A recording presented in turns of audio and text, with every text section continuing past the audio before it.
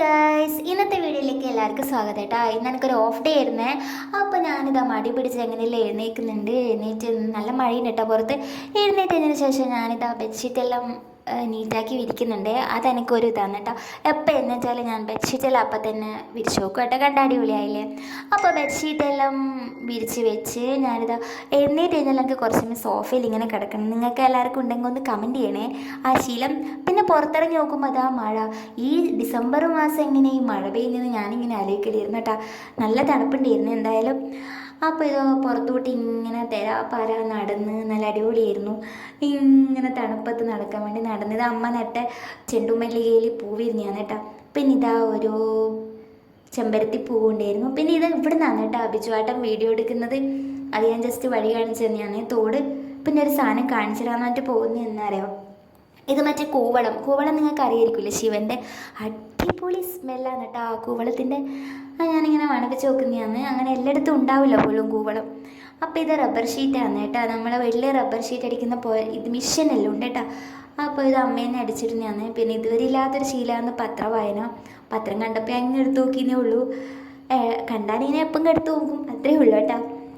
പിന്നെ അങ്ങനെ പത്രം വായിച്ച് എൻ്റെ നീറ്റാക്കൽ തുടങ്ങി കേട്ടോ. എനിക്ക് കുറച്ച് OCD ഉണ്ടെന്നാണ് എല്ലാവരും പറയല്. കാരണം എനിക്ക് വൃത്തിയാക്കൽ കുറച്ച് കൂടുതലാണ്. ഇവിടെ നേച്ചിയും അമ്മയെല്ലാം പറയും. അപ്പോൾ ഓഫ് ഡേ ആണെങ്കിൽ പിന്നെ പറയണ്ട, എനിക്ക് വൃത്തിയാക്കൽ ഭയങ്കര ഒരു ശീലമാണ്. അങ്ങനെ ഇതാ ഞാൻ അടിച്ചെല്ലാം വാരി മണ്ണമ്പലെല്ലാം കളഞ്ഞ് എന്നിട്ട് ഞാനിതാ തുടക്കുന്നുണ്ട്. വേഗം ഒന്ന് തുടച്ച് അമ്മ. ഇന്ന് സബ് സെന്റർ റിപ്പോർട്ടാണ്, അതുകൊണ്ട് ഇന്ന് രാവിലെ റിപ്പോർട്ട് ആക്കലാണ്. എന്താ ഒരേ എഴുത്താണ് കേട്ടാ. അപ്പം അങ്ങനെ അമ്മ അവിടെ നെയ്തിൽ നടക്കട്ടെ എന്ന് വിചാരിച്ചിട്ട് ഞാൻ എന്നിട്ട് ബിരിയാണി വെക്കാമെന്ന്. അപ്പം ഞാൻ ചിക്കനും കുറച്ച് പച്ചക്കറിയെല്ലാം വാങ്ങാൻ വേണ്ടിയിട്ട് പോവാണ് കേട്ടോ. പാവന്തൂർ മുട്ടക്കാരനെ പോകുന്നത്.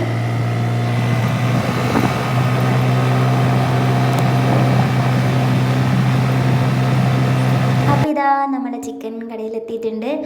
പാവം തോന്നേട്ടോ, അവരെല്ലാം നമ്മൾ ഈ മുറിച്ച് തറച്ച് കഴിക്കുന്നതെന്ന് തോന്നുമ്പോൾ പാവം തോന്നി. പിന്നെ സത്താർക്കൻ്റെ ഇവിടെ നിന്ന് കുറച്ച് പച്ചക്കറിയെല്ലാം വാങ്ങിയിട്ട് വീട്ടിലെത്തി. അങ്ങനെ ഞാനിതാ ചിക്കൻ ബിരിയാണി പീസായിരുന്നു കട്ട് ചെയ്തത്. അപ്പോൾ ഞാൻ അതെല്ലാം നീറ്റാക്കി ഇതാ ഉള്ളി മുറിച്ച് വെക്കലായിരുന്നു. ഉള്ളി മുറിക്കലും എൻ്റെ കണ്ണിൽ നിന്ന് കുടുകുടാന്ന് മറ്റേ അങ്ങ് വെള്ളം വീഴുന്നുണ്ടായിരുന്നു കേട്ടോ. അപ്പോൾ അതെല്ലാം മുറിച്ച് കഴിഞ്ഞ് ഞാൻ ചിക്കനെല്ലാം മസാലയെല്ലാം പുരട്ടി വെച്ച് ഇതാ വറുത്ത് കഴിഞ്ഞ് ഉള്ളിയെല്ലാം വഴറ്റി കഴിഞ്ഞ ദിവസം അമ്മ ഉണ്ടാക്കുന്ന വീഡിയോ ഞാൻ ഇട്ടിട്ടുണ്ടായിരുന്നു. അപ്പോൾ ഞാൻ പറഞ്ഞായിരുന്നു ഞാൻ എന്തായാലും ട്രൈ ചെയ്യുന്നു, അതുപോലെ നോക്കിയതാണ് കേട്ടോ. പക്ഷേ സക്സസ് ആയിരുന്നു കേട്ടോ.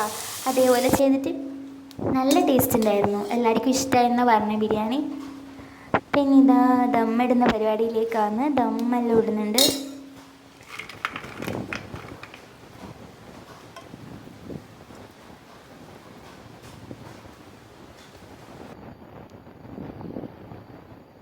അപ്പം ഇതാ ബിരിയാണി ദമ്മിട്ട് നല്ല കളർഫുള്ളല്ലേ അല്ലേ.